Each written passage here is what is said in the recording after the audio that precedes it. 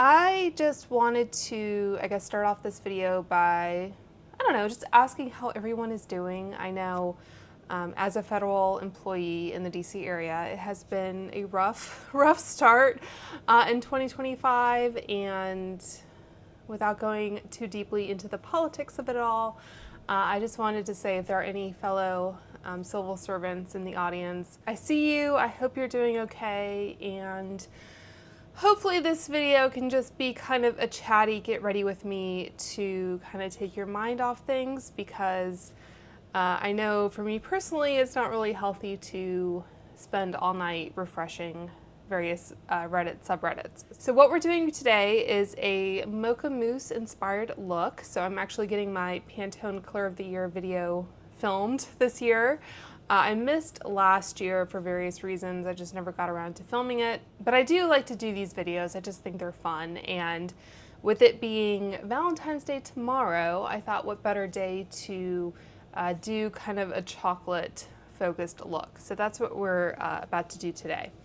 I did actually make myself some Mocha Mousse. So I know this dish here is red, but that's kind of the color reference that I have to go off. I did actually purchase some Pantone Color of the Year items from the Pantone website. So if you have a question about any of the items I'm about to show you, or any products in general, how close they are to the actual Pantone Color of the Year, then you can let me know down below.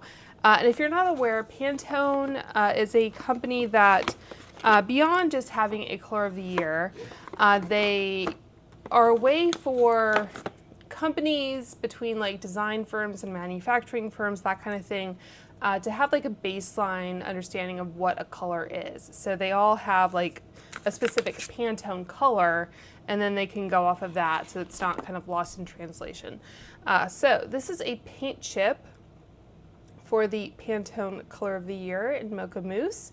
And I do have a sweatshirt here, which is a little bit darker, as you can see, but I do have a shelf on my Shop My page dedicated to a lot of Mocha Mousse products. So there's over 100 products there that are in the Mocha Mousse family, I guess you could say. So I think, you know, we do have the kind of North Star here to look at, but I think with anything like this, you should kind of take it and adapt it to suit you, especially with makeup products. Like if you need to go a little bit warmer, a little bit cooler, a little bit lighter, a little bit darker, I definitely encourage you to do that if you want to kind of embrace this trend, if you will, without kind of just sticking by this specific color. So color-wise, I think this does kind of flatter my skin tone because it's a little bit on the lighter side, a little bit rosier. Yeah, so there's my Mocha Mousse. But anyway, yeah, so I have that, and let's just talk about what this color is meant to kind of represent here. So in addition to this little paint chip here, I also picked up this notebook, and it has some information about the Color of the Year. So I thought I would share that with you. That's part of the reason why I picked it up. I like to collect these Pantone collaborations over the years, like ones they've done with Butter London. They used to do Sephora collections. I talked about that in depth, I think more in my Peri Peri video a few years ago. So anyway, I just like kind of collecting this. I believe Ipsy is going to be doing a Mocha Mousse collection in April. So I thought about kind of delaying this video until then, but you know, I thought why not just go ahead and do it. And part of that collection, so I also did pick up the mug. They had a brand at one point called Complex Culture, and it looks like what Ipsy is doing is basically taking some of their Complex Culture brushes, I'm not sure which ones, and kind of changing the color of the handle. So that's one of the named collaborations with Pantone if you want something that's kind of official. But yeah, I pulled these brushes out so I can use them in this look. And if we find out later on that any of these are included in that collection, then I guess you have a reference for kind of the quality and how they work and that kind of thing. But anyway, going back to this journal, it says, subtle elegance, earthy refinement, and rich warmth. And it says Pantone 17-12 1230 Mocha Mousse is an evocative soft brown that transports us beyond the engagement of our senses into the pleasure and deliciousness it inspires, with its suggestion of the delectable quality of cacao, chocolate, and coffee. At the same time, infused with subtle elegance and earthy refinement, Mocha Mousse is a brown with pedigree, conveying authenticity, an unpretentious classic that finds harmony and balance between the demands of modernity and the timeless beauty of artful creation. So that was from the executive director of the Pantone Color Institute. So this is meant to be a very comforting kind of color, and I will just mention this journal, by the way, is blank, so more of like an artist journal. They do also have a non-vegan leather. It might be a paper-bound journal that I think is lined, but anyway, there's that. So let me clip my hair back. I do have some of these clips that I actually got in my Beautylish Lucky Bag, and unfortunately, like, this clip doesn't work very well for me to kind of hold all of my hair back, but I thought it might be good for just holding kind of the edges of my hair back. So there's two different colors. Again, they're kind of coffee-ish. They're not kind of dead-on Mocha Mousse colors, but we're just going for kind of flattering, warm neutrals here. I did also apply some of the Ulla Henriksen Pout Preserve Peptide Lip Treatment in Cocoa Cream. Yeah, Cocoa Cream. So with balms, you're not getting kind of full opacity or color payoff, but I applied that, kind of, again, sticking to the general theme. So I'm just realizing that I could have easily done my base because I don't really have any like base products to talk about. Obviously your base complexion may actually be a Mocha Mousse color, but mine certainly is not. So I'm going to hop off camera and do my complexion, and then I'll be back to do all the kind of color cosmetics. All right, now that foundation is done, as you can see, I switched to a headband because these clips just weren't really holding my hair back. I'm generally, I guess, team headband rather than team clip, but in any event, I've also had a little bit of my Mocha Mousse here, which is quite delicious. It's very rich. I had some of this yesterday after I made it. It's a Williams-Sonoma recipe.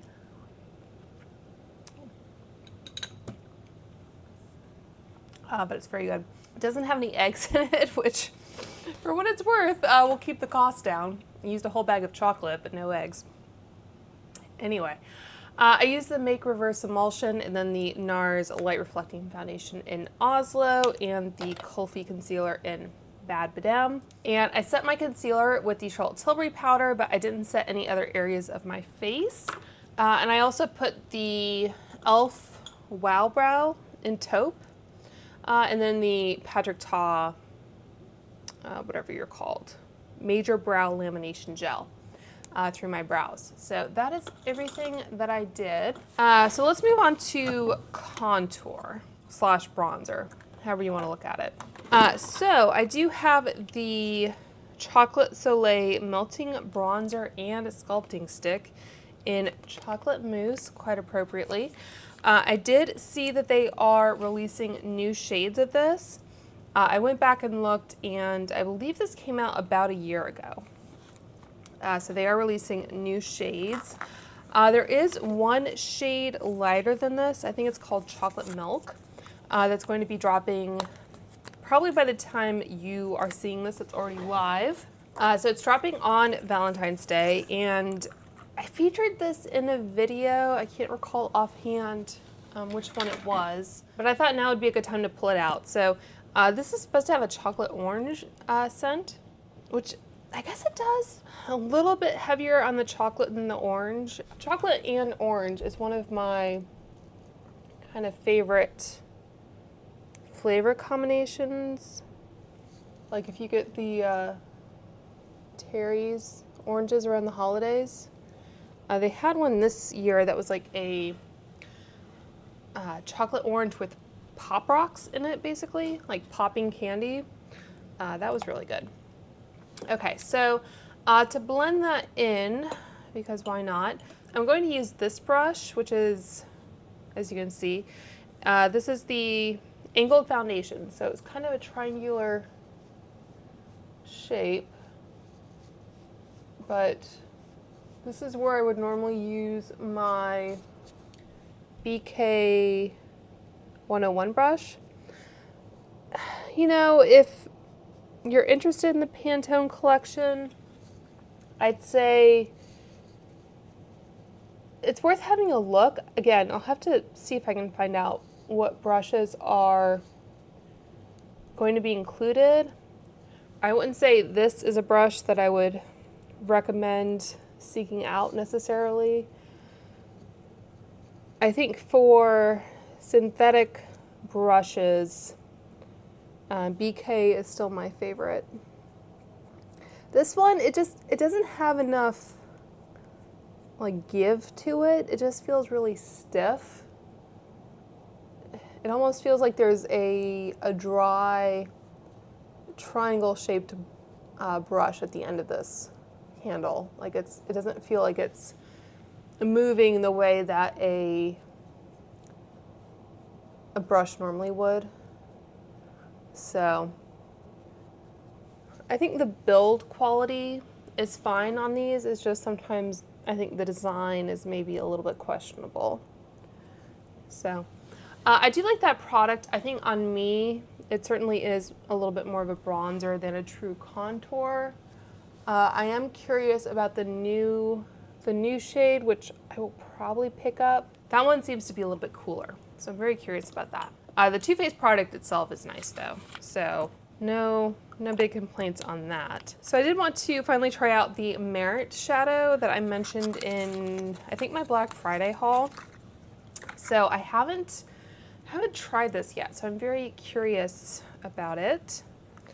And again, I do have a full kind of list.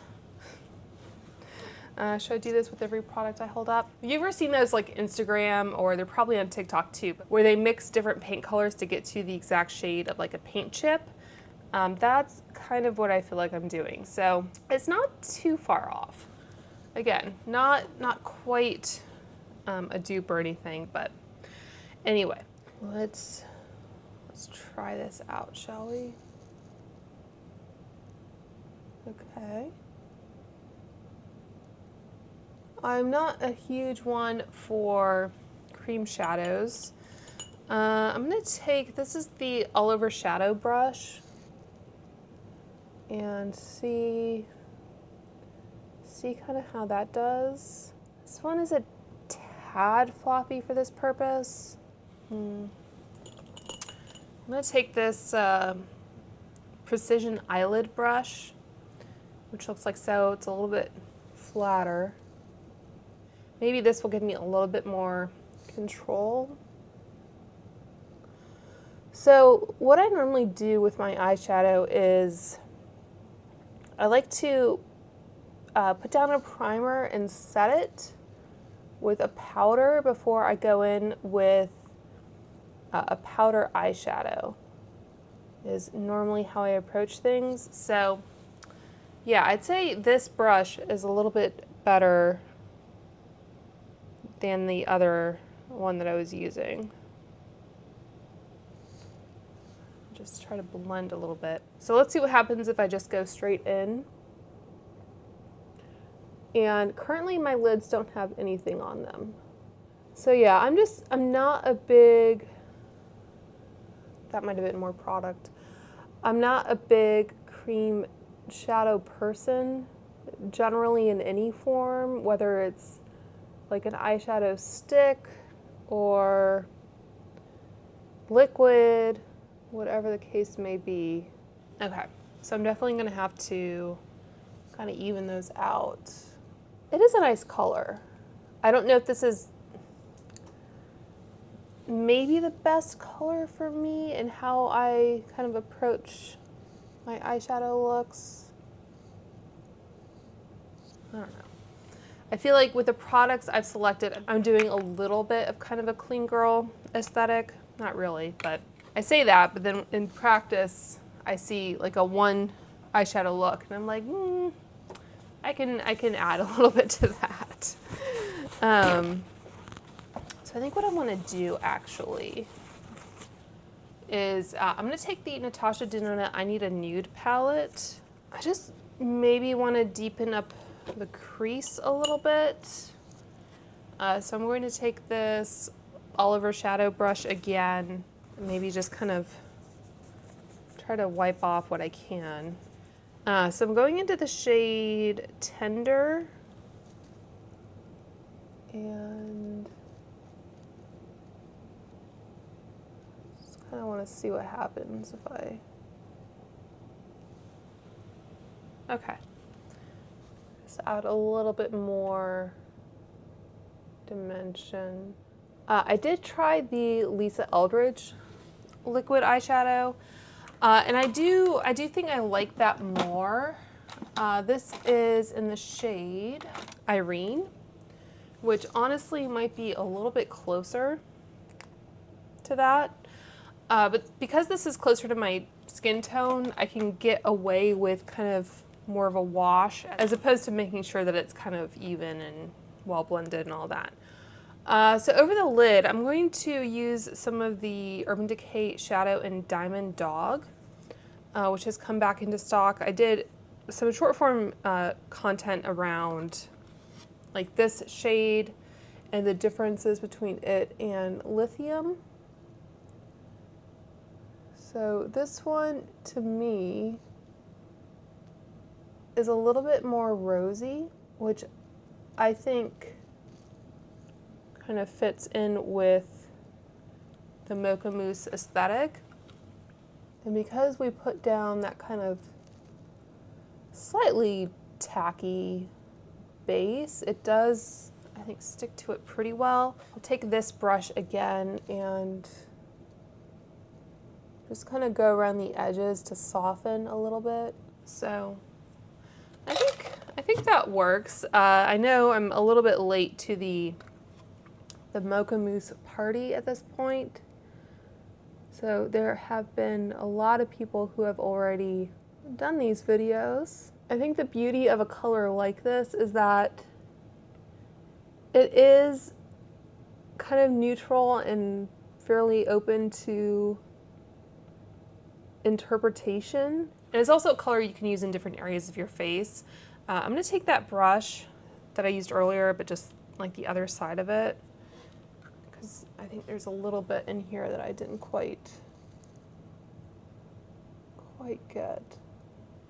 But yeah, it's a color that you can use on your eyes, lips, and cheeks, really, as well as your kind of complexion products like bronzer, contour, that kind of thing. When the color of the year is blue, for example, it's a little bit harder to make that work. Although when I did do my Peri Peri color of the year, there was a blue lipstick from Fenty that I used. So you can do it, it's just not quite as common. So I'm looking for my Lisa Eldridge liner in Coffee. I do often get a little hung up on how things are named or described, but there are so many makeup products shades named after coffee and chocolate for obvious reasons. All right, I think that's roughly even. So I don't actually have a brown mascara, at least that I know of. So I'm just going to use my normal black mascara, but obviously that is another area where you could lean into the whole Mocha Mousse of it all. I think if Tarte ever released my Holy Grail in a brown, I would probably try it. This Clinique bottom lash is also in black. Okay, so now that the mascara is done, I'm going to apply, I think, a little bit of powder to set everything. So going in with the Charlotte Tilbury, and this is the Plush Powder Brush. So hopefully it should be suitable for the purpose. And it is It is very plush. Feels like there's like a good density to it, but it also has a nice give. That is the plush powder. And then for blush, I thought something that was very interesting. So I've mentioned before that I really like the MAC Glow Play blushes, and I thought the shade in True Harmony was a very close shade to Mocha Mousse. So I wanted to apply this, and then I also have the powder blush shade. So to apply this, I'm going to take this Cheek Chiseler, is what this is called. It's a little small. If I wasn't limiting myself, I would probably go in with the BK A507, which, as you can see, is a little bit kind of bigger and fluffier, but let's see how this brush does with this shade. It's not like too intense, so I'm kind of hoping, yeah, that works out okay. I wouldn't go in with like a super pigmented blush, like a pigmented powder blush with this particular brush. But I think for this purpose, or if you really wanted to like use it to contour more, you could definitely do that. Okay, so that is the Glow Play blush, which is like that putty texture in the shade True Harmony. I think what might have come out before is the MAC blush in the shade Harmony. So I also have this one, and I thought maybe I would apply it on top just to see how that does. You could, let me show you all of these next to each other. You could kind of play around with like the Patrick Ta technique of layering cream over powder. So that is Harmony and True Harmony. There's that a little bit better. And then that is the kind of color swatch. So let me apply some of this. And for this, I will use the Press Set and Bronzer brush, which hopefully works out okay.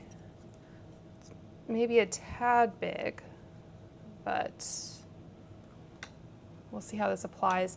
And normally for this, I would probably reach for just tapping it on the back of my hand a little bit. It actually does okay. It's like a little kind of kitten paw. For this, I would normally use my Refer number 5, just for the sake of comparison. So yeah, I'd say that's a really nice kind of classic powder blush. I'm gonna take a little bit on the forehead.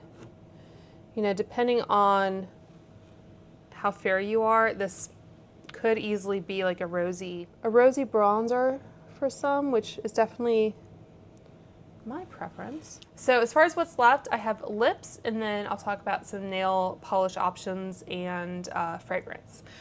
So I have a couple different lip pencil options. So I pulled the Makeup Forever pencil in Anywhere Caffeine, which, as you might guess, is pretty close, tad warmer actually. Let me see, Wherever Walnut. I also have the Artist Color Extreme. I might use that one instead. So this is Wherever Walnut. Might be a tad closer. I kind of like Anywhere Caffeine because it's a little bit more on theme. But let's see what Draw Me from Tower 28. So that's going to be like a true brown. So again, if you do have a deeper skin tone, you might want to go a bit deeper. Let's try Wherever Walnut. And yeah, so here's the Artist Color Extreme in Wherever Walnut. I do have a video comparing the two formulas of their pencils. And lips could probably still stand to be exfoliated, but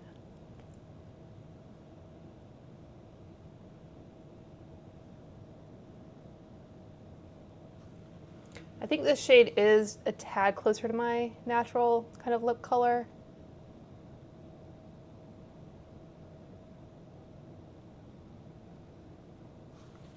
so it's a little bit easier for me to wear. And then to go on top of those, I have 2 formulas of the Rabanne shade Soul Kiss, which seemed like a good shade to wear on Valentine's Day, also kind of on theme. So I hear a lot of people talking about the balm. So first the balm, which as you can see looks kind of scary in the tube, but it's pretty sheer. And that's the thing about this trend as well, is that you can look at a color that looks kind of scary, but when you layer it over either your natural skin tone or your lip color, more of that pink or whatever your undertone is comes through, so it kind of alters the color. So we have the balm, and then this is the gloss. I think the balm might be a touch closer. Maybe I'll demo the balm on one half of my lips and then the gloss on the other, and then I'll just kind of mix them all together. So this is the balm.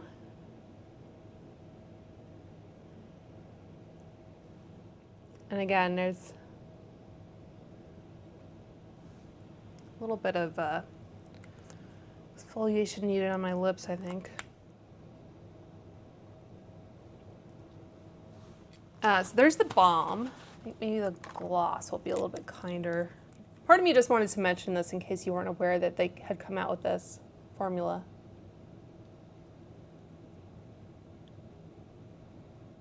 Yeah, I'd say the gloss is maybe a touch more forgiving, but I don't know that there's like a huge discernible difference. Part of it might just kind of depend on your preferences for how you apply.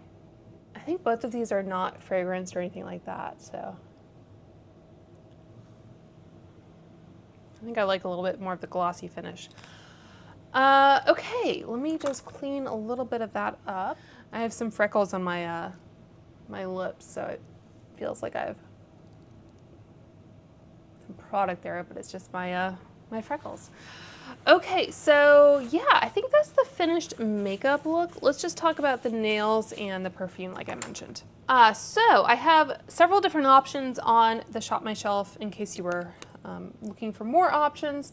But as far as the ones I have, so I have what I'm wearing on my nails now, which I have to credit Simply Blair for bringing to my attention. So this is the Olive and June gel polish in the shade Shacket. They do also make this in a non-gel formula if you like the shade but you don't want to mess with gel. And then the 2 other shades are both from OPI.